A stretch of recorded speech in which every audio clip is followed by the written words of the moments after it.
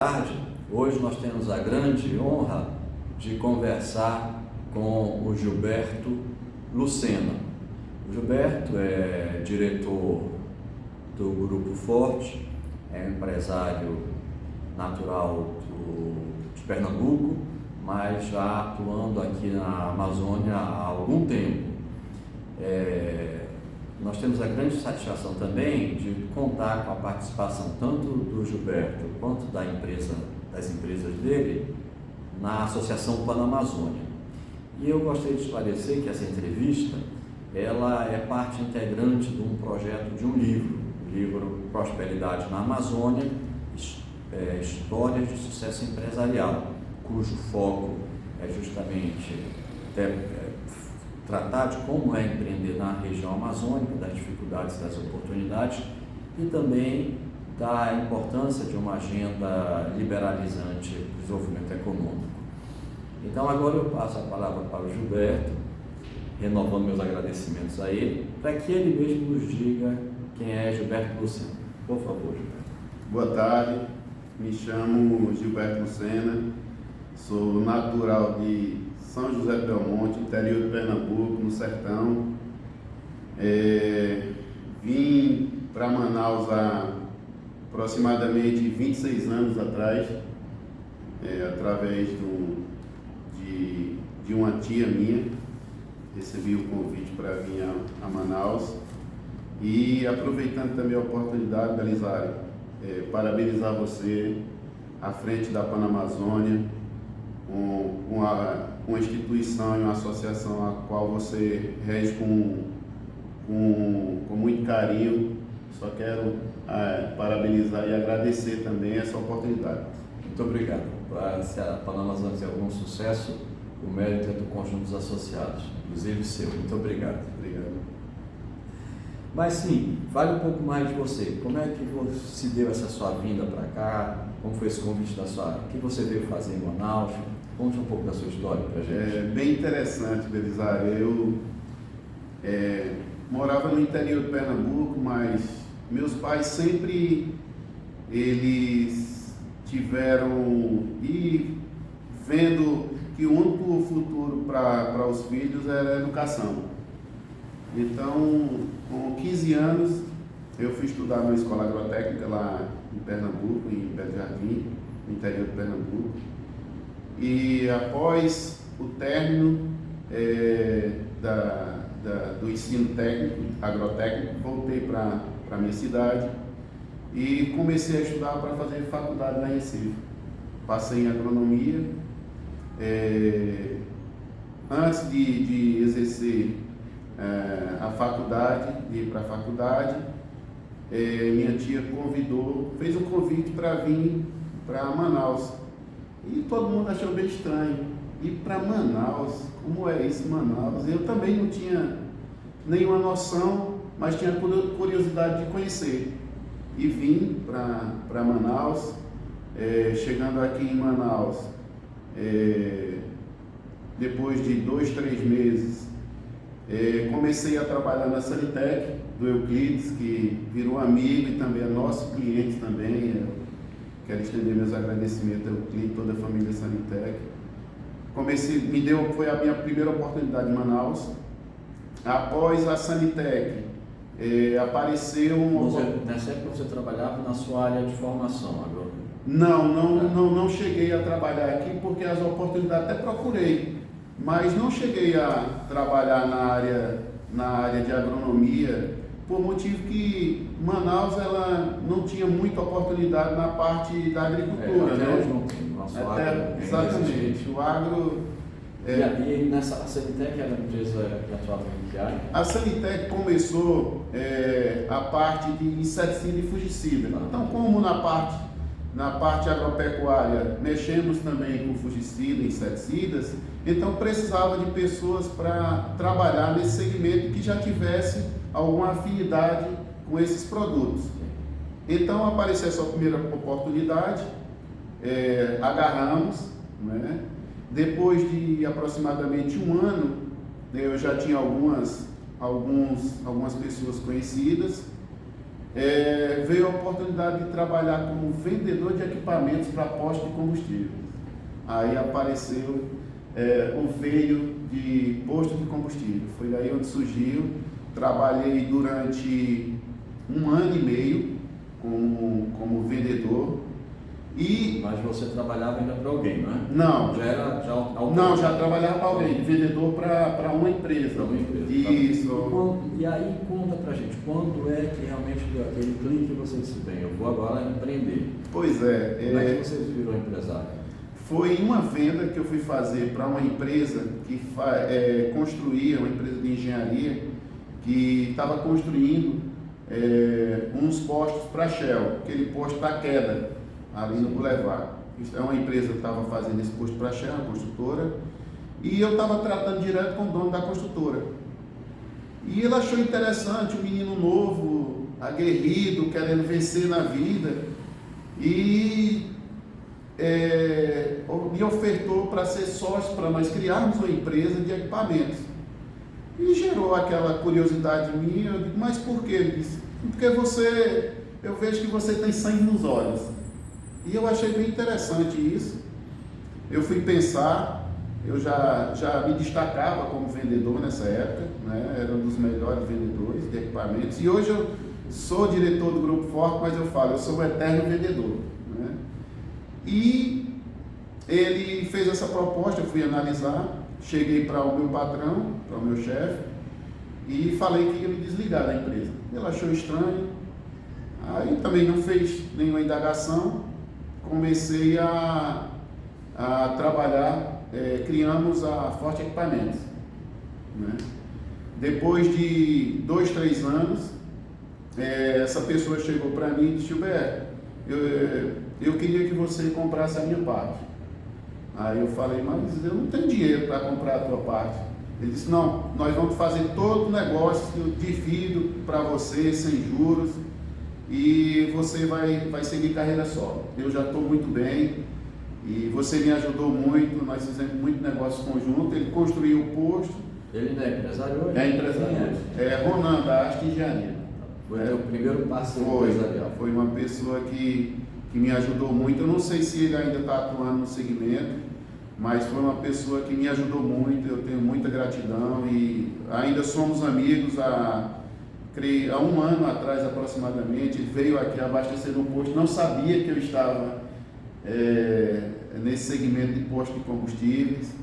Aí ele ficou bem surpreso, ele disse, meus parabéns, eu não falei para você que você tinha sangue no olho. Então eu falo muito para algumas pessoas, alguns amigos, que acima de tudo o que muda a vida do ser humano é a atitude. Né? Atitude, coragem, determinação e acima de tudo, muita fé em Deus. Né? Esses são nossos princípios e ética, né? Esses são os valores que conduzem a sua vida? Exatamente. Ética, resiliência, fé em Deus, perseverança, né? Então esses são os valores. Eu imagino, quando você veio para Manaus, você falou que foi há 26 anos, então 96 por aí? Exatamente, no dia 25 de abril de 96 eu cheguei a Manaus. Então, eu não morava, eu sou de Manaus, nessa época eu não morava em Manaus, mas eu sei que foi uma época muito difícil aqui, porque o polo industrial estava caindo. Muito difícil, Belisário, porque assim... E você tinha quanta idade nessa época? Eu cheguei aqui com 19 anos. 19.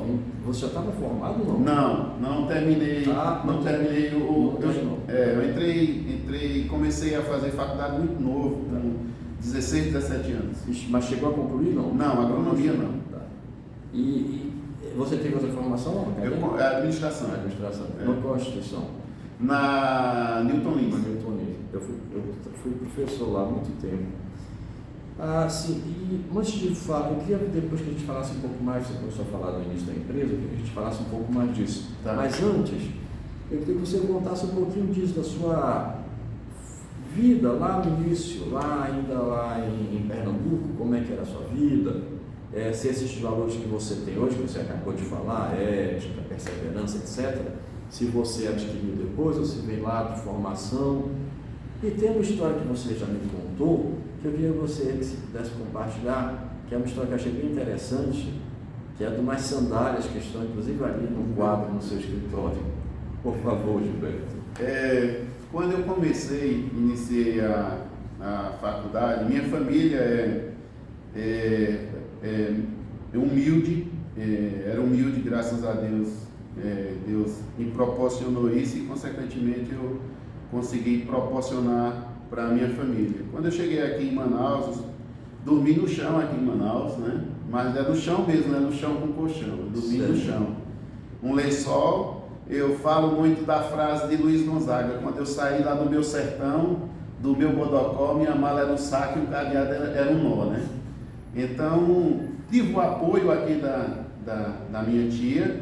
Hoje ela regressou para a minha cidade, mas quando eu cheguei eu tive o apoio aqui, mas eu tinha que seguir carreira solo. Então, nessa trajetória de carreira solo, foi bem sofrida, bem dolorida, mas com muita perseverança e com muita fé em Deus acima de tudo. Mas cheguei a dormir no chão. E lá no Nordeste, quando eu saí de casa para estudar fora, muito novo, meus amigos, a grande maioria, tinha uma sandália Raider. E eu achava aquilo muito, muito bacana, né? Que dali você andar de Raider. Eu andava de sandália de dedo, bem simples, né? E eu cheguei para minha mãe e para meu pai e perguntei para eles se eles poderiam comprar uma Raider para mim. Mas sabendo da dificuldade de vida também, eu fiz um pedido, mas fiquei calado depois. Aí minha mãe chegou para mim, posteriormente chegou para mim e disse: Gilberto, nós vamos vender umas galinhas e uns ovos e vamos comprar uma Raider para você. Então essa parte da vida me emociona muito. E quando foi no meu aniversário, agora dia 16 de agosto, minha esposa fez uma surpresa, né? Me deu alguns presentes, o bolo e tal, e me deu um quadro. E quando ela me deu esse quadro, eu fui abrir, estava a mesma sandália Raider, uma vintage, e eu comecei a chorar, porque passa uma história, é uma história de vida, passa um filme assim na tua cabeça, lembranças boas também, porque tudo foi um aprendizado de vida e você aprende a valorizar cada vez mais a vida, os amigos, os seus ideais e onde você chegou, né? Então você aprende a valorizar mais. E com isso eu fiz questão que quando nós fizemos esse escritório novo, eu fiz questão de colocar lá no quadro, porque aquilo é uma referência para mim, para a gente sempre usar a sandália da humildade, né? Acima de tudo, a gente ser humilde, não esquecer as suas origens. Graças a Deus, através disso, quando eu comecei a ganhar dinheiro aqui em Manaus, a primeira coisa que eu quis proporcionar foi dar uma qualidade de vida digna para os meus pais, um conforto e formar todos os meus irmãos. Eu formei meu irmão, graças a Deus, e minha irmã hoje é do MPF, e meu irmão, ele trabalha no hospital, é chefe de uma ala lá do hospital, após o término da faculdade, fez especialização na área respiratória. E hoje um é médico e a irmã... meu irmão é fisioterapeuta na época, e hoje é responsável pela área respiratória. Sua irmã é formada em advocacia, não, direito? Não, terminou também a área de saúde e partiu para o MPF. Mas a minha família, Belisário, a grande maioria, todos são na área de saúde. Todos são na área de saúde, com exceção da minha pessoa. E você já falou bastante do impacto que tem esses valores, né, da sua família e tudo, essa dificuldade que acabou preparando você para as adversidades, para superar os desafios e para o sucesso, né? E a personalidade também, você acha que contribui para o sucesso? Quais são os aspectos da sua personalidade que você acha que conduzem, ajudam? Eu acho assim, Belisário, eu gosto de desafios. O ser humano, ele é movido de desafios, né? E quando alguém fala que é difícil, aí é disso aí que eu gosto, dessas coisas difíceis, porque as adversidades que nós já passamos foi bem complexa, e graças a Deus nós conseguimos chegar a um lugar à sombra, porque eu não falo só à sombra, né? Então com muita dignidade, muita perseverança, muita força de vontade e muita fé em Deus, nós, graças a Deus, nós chegamos até aqui. Você acha que esse sentimento de religiosidade ajuda? Sim, existe acima de todos nós existe um ser superior, né? E eu acredito muito em Deus. Na minha concepção, não faz sentido a vida sem Deus, né? Então eu acredito muito em Deus acima de tudo. Bom, eu pergunto isso porque nas entrevistas que eu faço é recorrente essa referência, né? Eu vejo que todo mundo que tem sucesso tem valores firmes e tem também essa questão religiosa bem presente. Acho que realmente ajuda. Agora eu queria que a gente voltasse para... Você já começou a falar um pouco, mas eu queria que a gente agora falasse em detalhe da empresa. Como surgiu o Grupo Forte, né? E como foi essa evolução? Hoje eu sei que são várias empresas, né? Como surgiu, como evoluiu, quais as empresas hoje, qual o tamanho, quantos funcionários? O Grupo Forte surgiu dessas oportunidades. Começamos com a Forte Equipamentos. Em que ano? Em 1999. Foi 1999, 2000. Surgiu o Grupo Forte. Então começamos com uma empresa bem modesta, uma empresa lá no Educandos, junto com o Ronan. E depois nós saímos, já tinha adquirido 100% das ações, saímos do Educandos, fomos para a Cachoeirinha, com a empresa de equipamentos, de postos, que de primeiro a alguns anos atrás você poderia usar nos postos de combustíveis as ligações das redes dos tanques para as bombas eram de ferro. Sim. Então, com as novas normas ambientais, passou a ser utilizado agora samp de bomba, samp de tanque, material todo em polipropileno, tubos PAD, que são materiais completamente ecologicamente corretos, né? Então, materiais à prova de explosões, essas coisas e outras. Com isso, nós fomos um dos pioneiros aqui e conseguimos nos diferenciarmos dos concorrentes. Então, fomos pioneiros nisso também. Depois disso, já consolidado no mercado, veio a oportunidade de fazermos parcerias com o enxoval da Shell, o enxoval da BR, da Petrobras.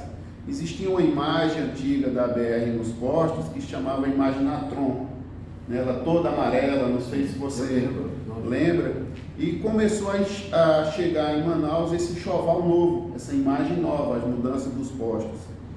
E nós fomos atrás, primeiro fizemos uma parceria com a empresa para fazer as instalações aqui. Posteriormente, teve uma empresa lá de São José do Rio Preto, que fez uma venda para cá, para Manaus, a JC de Oliveira Albana, a Polimetal, e ele conseguiu vender e eu não consegui vender. Eu digo, rapaz, para esse cara fazer uma venda aqui em Manaus, ele é melhor que eu quero conhecer ele. Fui até São José do Rio, liguei para ele, perguntei se ele poderia me receber, marquei uma agenda com ele, fui até São José do Rio Preto, ele me recebeu lá e começamos uma parceria. Essa parceria veio posteriormente e começamos a distribuição aqui em Manaus. Nós comprávamos dele toda a imagem da BR e revendia aqui no mercado Manaus, Roraima, Acre e Porto Velho. Nós começamos a atender toda essa região. Tanto o fornecimento da imagem através da Polimetal, como também a instalação. Aí começamos a criar um corpo. Depois da imagem da BR, veio a imagem da Atem. A Atem estava iniciando aqui. E inclusive você conhece os meninos da Atem desde a época do Educando, né? Desde a época jovens, antes da Atem existir. existir. Exatamente. A história dos meninos também foi uma história muito interessante. Eu conheço muito a história deles, é muito bonita. Né? Então nós nos conhecemos desde o Educando. Né? Então surge a Atem. E como nós já tinha feito vários serviços que antes dos postos Atem, eles tinham postos Petrobras. Então esses postos, essas imagens, os materiais ecológicos, era nós que vendíamos para ele, para o Miqueias, para o Dipo, para o Nats. Então vendíamos para ele. Né? Então aí veio automaticamente, não, se tem uma empresa que já fornece a imagem da BR, então tem um know-how para fornecer essa imagem da Atem para a gente. Foi desenvolvida pelo designer aqui de Manaus. Nós mandamos para São José do Rio Preto e fizemos uma negociação. Eu fiz uma parceria também com o Zé Carlos, no mesmo modal de negócio que nós tínhamos com a BR, nós começamos a praticar com a Atem também. Depois da Atem, aí surge a Shell. Fizemos como homologados da Shell e começamos a fazer os serviços das imagens da Shell aqui em todo o norte, ou melhor, em todo o Brasil. Né? Atuamos na Shell, nós atuamos até no Maranhão. Depois disso, aí há 3 anos atrás, aparece essa nova imagem do Grupo Deslube Equador, o qual tenho muita gratidão, uma parceria também muito sólida com o Grupo Deslube Equador, com o sócio Humberto, Cláudia, Doca e Sérgio. Então, começamos. Nos dá muita alegria e também honra, né? Que todas as empresas que você mencionou também são associadas à Panamazônia, a Atem e a Equador, que são concorrentes entre si, né? Na nossa associação convivem muito harmoniosamente, é uma alegria. Vai mais por favor, desculpe interromper. Não, tranquilo. É uma concorrente, mas são concorrentes muito boas e a concorrência é saudável. Eu falo que a concorrência saudável só vem a salutar, né? Exatamente. Então aí veio a imagem há 3 anos atrás, veio a oportunidade da imagem Equador. E eu tinha ainda essa parceria com essa empresa e esse amigo lá de São José do Rio Preto. Todos eles, tanto a Atem quanto levei os meninos da Atem, foram conhecer a estrutura lá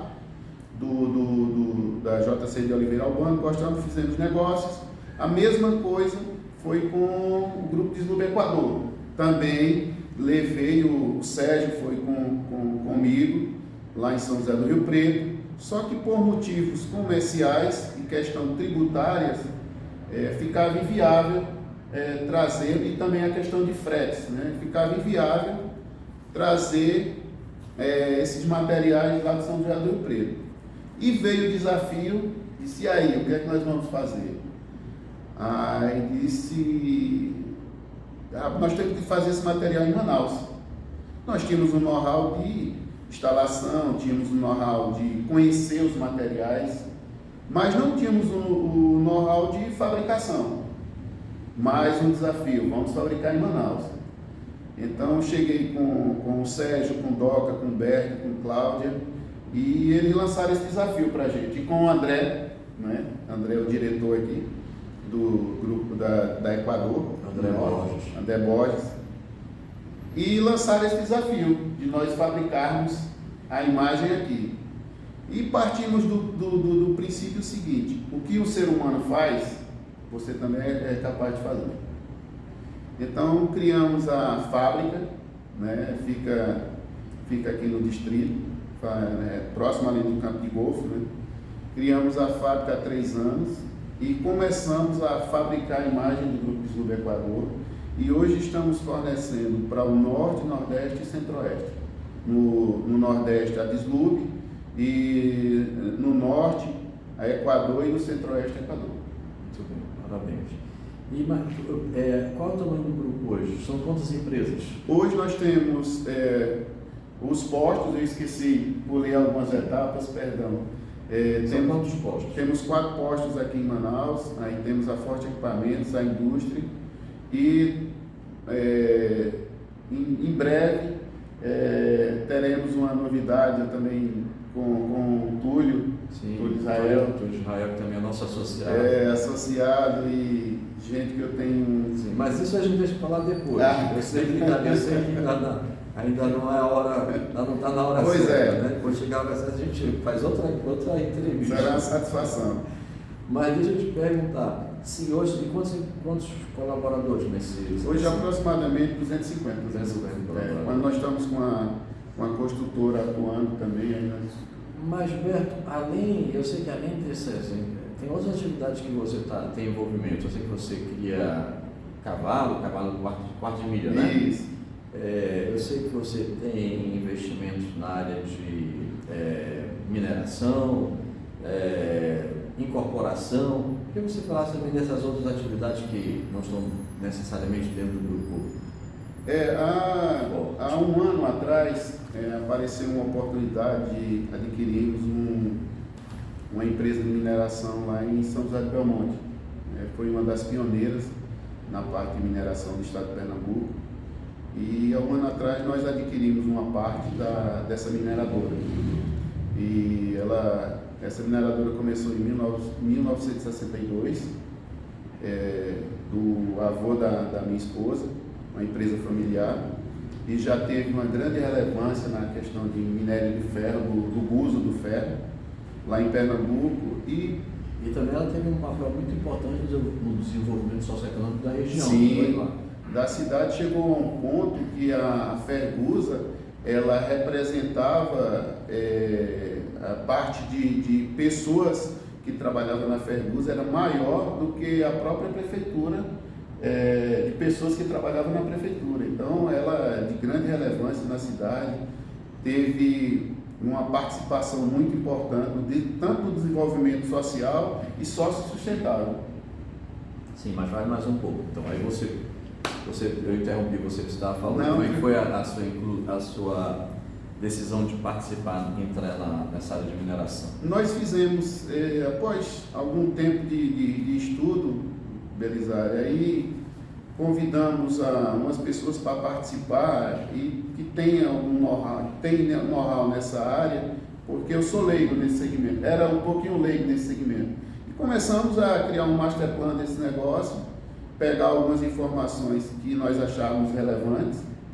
Conversei também com alguns associados dessa mineradora, e quando foi em janeiro, final de janeiro para início de fevereiro, adquirimos um percentual dessa empresa e hoje nós estamos quase como sócio majoritário dela. Agora ela iniciou a atuação, parou, e hoje parou em 2018, 2019, e agora nós estamos reiniciando agora em 2023. A produção de ferro é para exportação? Não, toda a produção de ferro já está contratada para a Gerdau lá em Recife. Toda vai em Recife. Excelente, parabéns. E a questão da incorporação? Pois essa é outra área também. Creio que eu mostrei, você entendeu ali, nós estamos com a parte de incorporação, era uma área que nós adquirimos lá em Brejo Santo, no Ceará, uma cidade no Cariri, fica 60, 70 quilômetros de Juazeiro do Norte, um grande polo lá em Juazeiro. E nós começamos essa incorporação, começou até com outro desafio.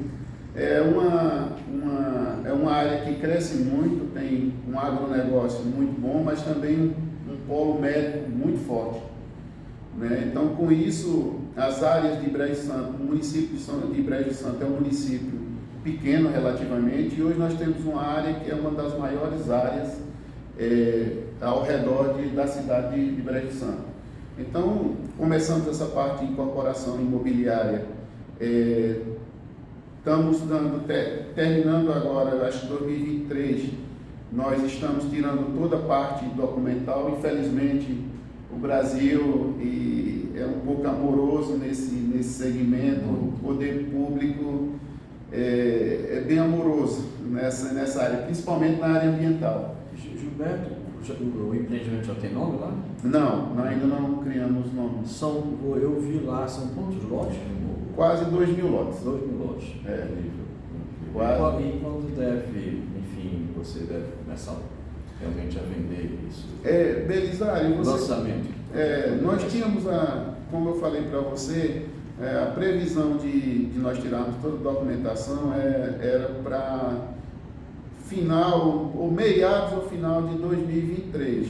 Nós estávamos pensando já fazer a prospecção desse produto no segundo semestre de 2023. Só que, infelizmente, você sabe muito bem como está a economia no Brasil, algumas mudanças relevantes que podem acontecer, e nós puxamos um pouco o freio de mão, ver como vai ficar a economia, como vai ficar o cenário econômico, como vai ficar na realidade o Brasil, para posteriormente dar seguimento. Eu entendo isso. Hoje nós temos um muro, né, na nossa frente, a gente não consegue ver nada, o horizonte é todo preto, a gente não consegue.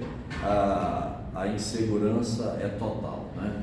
Mas, de qualquer forma, eu tenho certeza que você tem um planejamento, tem uma visão de futuro para o Grupo Forte. Qual é o futuro do Grupo Forte? Nós trabalhamos muito o presente, entendeu, Belisário? Lógico que para você ter um futuro, você precisa primeiro trabalhar o presente. Então, nós somos muito pé no chão. Temos uma ideologia de você tem que estar bem hoje. Temos a projeção, lógico, você tem que ter um target, né? Sem você ter alvo, você não consegue atirar, mas nós trabalhamos o nosso dia a dia, né? Graças a Deus o grupo está bem sólido, graças a Deus, forte, preparado para crescer. O intuito nosso é 2023, nós adquirimos mais algumas unidades de postos, né? E também um novo negócio, qual eu falei para você, que vai ser um negócio disruptivo em Manaus. Disruptivo. Mas que a gente não pode falar ainda. Bom, Gilberto, eu queria falar um pouco agora aqui da Amazônia, né? Você acha que se você não tivesse vindo para a Amazônia, você seria o empresário de sucesso que você é hoje? Essa é difícil de dizer. É uma boa pergunta. Essa daí é um pouco difícil, que eu falo o seguinte, Belisário. Vou reformular a pergunta. As dificuldades que você encontrou aqui na Amazônia foram as oportunidades que você precisava para se tornar empresário? Essa foi uma excelente pergunta, essa daí. Eu creio que sim. Eu creio que se eu não tivesse vindo para a Amazônia com essa idade e com esse desafio, eu não seria o empresário que eu sou hoje. Eu sou muito, muito grato a Manaus, a Amazônia, as pessoas. Sou pernambucano, mas meu coração é Amazonas, amazônida, né? Então eu sou muito grato ao povo da Amazônia, me abraçaram, me acolheram, assim, que às vezes eu falo, meu Deus do céu, eu mereço tudo isso, né? Eu faço essa indagação às vezes, então eu sou muito grato à Amazônia. Trabalhando nessa área de combustíveis há tanto tempo, eu imagino que a questão da infraestrutura, da falta de infraestrutura, da deficiência de infraestrutura aqui, tem afetado muito o desenvolvimento das suas atividades. Como é que você vê essa questão da infraestrutura na Amazônia, da falta ou da deficiência de infraestrutura, no seu negócio, especialmente? Anteriormente, Belisário, nós tínhamos sempre nós tínhamos uma certa dificuldade e uma falta de combustível antes do TFB, do terminal ali em Itacoatiara, do grupo Desluba Equador. Então, o que é que acontece? Que é recente, tem relativamente. Eu creio que o TFB tem aproximadamente entre 8 e 10 anos que foi inaugurado. Exatamente. Então, tinha de Itacoatiara para cá, os navios tinham um certo problema de calado. Isso. Né? Com isso, os navios não vinham completamente cheios. Né? Então, tinha aquela ruptura de produtos. Hoje, de 8, 10 anos para cá, com o TFB, acabou esse problema. Né? Tivemos um probleminha agora, falta de etanol, mas foi uma questão muito particular. Né? Mas hoje nós não temos mais essa ruptura de produto. Eu acho que os senhores sabem disso e vê também isso no dia a dia. Então, a questão de logística em si, de produtos, de combustíveis, hoje diminuiu muito, e com outras bases também que foram criadas aqui em Manaus. Né? Agora, a questão de transporte rodoviário, ainda temos um grande gargalo para todos nós do Amazonas, é a questão da 319, né? Que é um gargalo muito grande. Isso nós ficamos isolados geograficamente do Brasil. Né? No seu caso específico, a porque ela já foi pavimentada. Isso. A repavimentação, bem lembro Pedro Monteiro, vamos falar, dizer sempre então, a repavimentação da BR-319 no seu negócio já teria impacto? Eu não falo diretamente no combustível, mas também seria de grande relevância se nós tivéssemos o tráfego da 319, ou melhor, repavimentada. Agora deixa eu te perguntar, você tem a fábrica, né? Sim. Os insumos vêm de onde? Esses daí nós temos um grande impacto. Eu ia falar justamente nisso. Nós temos a Forte Equipamentos, que todos os equipamentos vêm de São Paulo, Sul, Sudeste e Centro-Oeste. Né? Então, hoje ele vem em rodofluvial. Normalmente, ou vem por Belém, né? Belém coloca assim em Balsas, né? Ou por Porto Velho. Balsa também. Balsa também. Então, nós estamos falando aí, quando essa estrada está trafegável, entre aspas, né? Algumas carretas vêm rodoviária. Então, gasta-se 2, 3 dias de Porto Velho a Manaus. Agora imagina isso se tivesse repavimentado. São 8 horas de viagem. Pois é, a distância, nós estamos falando, a distância que está faltando ser repavimentada é a mesma distância daqui para Boa Vista. Exatamente. Né? Aproximadamente a mesma Ele, então, distância. nesse aspecto, reduziria o tempo e provavelmente reduziria os custos. Com certeza. Isso era muito importante. E a questão também dos insumos também da fábrica, da indústria, alguns nós importamos, né? Alguns vêm importados, outros nós compramos aqui em Manaus e outros também nós trazemos do Sul, Sudeste. Essa questão da BR-319 que você mencionou, basicamente ela não sai por causa da ideologia ambiental que hoje está dentro da legislação, das normas, impede, né? A gente não consegue licença ambiental para repavimentar, que é um absurdo. Eu queria sua avaliação sobre isso, como a questão ambiental impacta na sua atividade econômica. Belisário, hoje, vou falar no segmento de posto de combustíveis. Eu também esqueci de mencionar, eu sou vice-presidente da revenda de combustível, revenda varejista de combustível do estado do Amazonas. Né? E nós nos deparamos com cada situação inacreditável. Já teve situações... Cite alguns exemplos. Pois é. Teve situações aqui em Manaus de colegas da área da revenda, ou empresários da área da revenda de combustíveis, construir o posto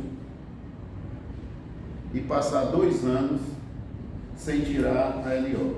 Eu vou mais um pouquinho adiante.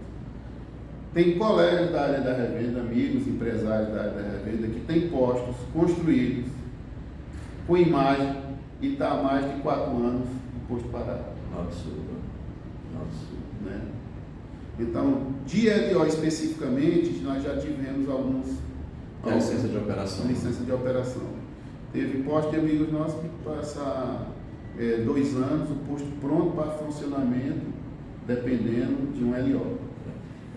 Não foi nessa gestão, nessa gestão atual, tá? Sim, essa situação ambiental realmente era municipal, né? Não foi nessa gestão atual municipal, mas já nos deparamos com casos e assim bem complexa. Hoje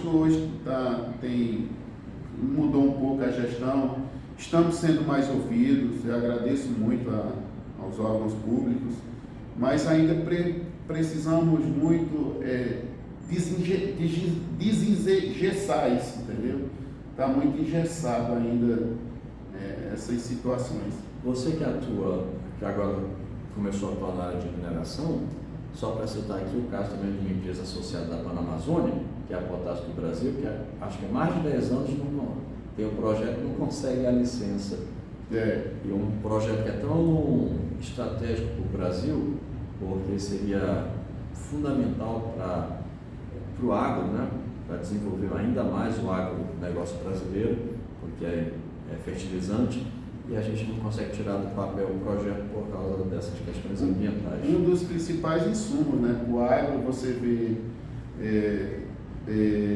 o que seria de benécia para nós tirar tanto o crescimento aqui na Amazônia e também o crescimento para o Brasil. Né? Sem dúvida. Já que você mencionou essa questão das licenças ambientais, né, que atrapalham o desenvolvimento do negócio, porque passa 1, 2, 3, 4 anos e você não consegue operacionalizar o negócio porque não tem a licença, eu queria que você falasse exatamente disso. Como a burocracia atrapalha os negócios? Nós temos um negócio, Belisário, novo, que está saindo aí, mas o Túlio é um negócio, pega o seu gancho, bem disruptivo, um negócio novo no Amazonas, né? E existia uma certa agilidade, graças a Deus os órgãos responsáveis nos ouviram, né? E entenderam os nossos anseios. Nós pegamos práticas hoje utilizadas, uma das referências das práticas utilizadas é as práticas de São Paulo. Então vamos pegar São Paulo, que é referência para todo o Brasil, né? Pegamos, o pessoal nos ouviram, colocamos consultores nossos que nós contratamos para trocar informações, passarem feedback, e graças a Deus nós fomos atendidos. Mas é muito papel. Eu cheguei a um ponto de eu falar para o Túlio, para que tanto isso? Não é? Você tem a boa fé de investir, você se responsabiliza, se você tiver algum derrame, alguma contaminação, você vai responder juridicamente, processado. Posto de combustível é um negócio também muito sério, muito sério. Então, qualquer derrame, uma caixa separadora, você tem que estar ecologicamente correto. Eu falo que o posto de combustível é um dos órgãos, o segmento de combustível, é um dos órgãos mais regulamentados. Das atividades mais regulamentadas. São N's. Quantas licenças, mais ou menos? Eu garanto para você que é mais de 15 licenças. E elas são renovadas regularmente, não é? Algumas renovadas anualmente, outras renovadas a cada 2 anos. E é fácil de tirar essa renovação ou sempre, como é que é? Sempre existe para que isso, né? Sempre existe um mais. Nós renovamos agora, tiramos algumas licenças dos postos nossos, mas ainda é um pouco complicado. E a questão tributária, a burocracia na questão tributária para a área de combustível, como é que é? Eu falo que a questão tributária no Brasil ela já é complexa, né? Eu até brinco às vezes, se foi criado simples, é porque a questão tributária é muito complexa, né? Se tem o simples, então é muito complexa a tributária. E no combustível não é diferente, você tem vários ICMS em cada estado, né? Aqui no Amazonas é 25%, eu acho que o norte é 25%, mas você partir para o sul e sudeste, e Centro-Oeste, já muda a tributação. Então é bem complexa a tributação de combustível e é um dos setores que mais arrecada no Brasil e direto na fonte. No caso do Amazonas, o crescimento da arrecadação se deve especialmente ao combustível. Exatamente. Então essa questão tributária, eu acho que nós temos que simplificar isso, né? Desburocratizar o negócio. Como você pensa, como você vê a questão da agenda liberal? Você é a favor? Você acha que contribuiria para o desenvolvimento da Amazônia e dos seus negócios? Ou seja, ter mais liberdade para empreender, menos participação do Estado na economia? Eu acho que, Belisário, acima de tudo, eu sou a favor da agenda liberal. Eu acho que tem que existir o PP, a participação pública-privada, em algumas situações, mas principalmente ter essa liberdade do empresário investir, desburocratizar e isso, simplificar ao máximo, lógico, com responsabilidade acima de tudo, tanto a responsabilidade ecológica como a responsabilidade social. Para alguém que a gente está terminando já, então queria que você terminasse com, enfim, suas considerações, mas também dando um conselho para quem quiser vir empreender na Amazônia. Qual conselho você daria? Primeiro, nós temos um dos melhores estados do Brasil para investir. Eu acredito e falo para vários amigos, aqui ainda é uma terra de oportunidade. O Amazonas é um estado, a Amazônia e o Amazonas também, você tem ainda muita oportunidade de empreender, de acreditar, uma terra de gente calorosa, uma terra de gente que te abraça, de pessoas que te abraçam, te acolhem, e ainda temos muita oportunidade aqui nessa nossa terra maravilhosa. Então eu falo sempre para os amigos e para alguns jovens, né, que vocês querem crescer, vá para o norte do Brasil. Eu falo sempre isso, vá para o norte, que ainda é um lugar de oportunidade. Muito bem. Gilberto, foi excelente, muito obrigado mais uma vez. Obrigado a você, Belisário, pela oportunidade. Obrigado, pessoal.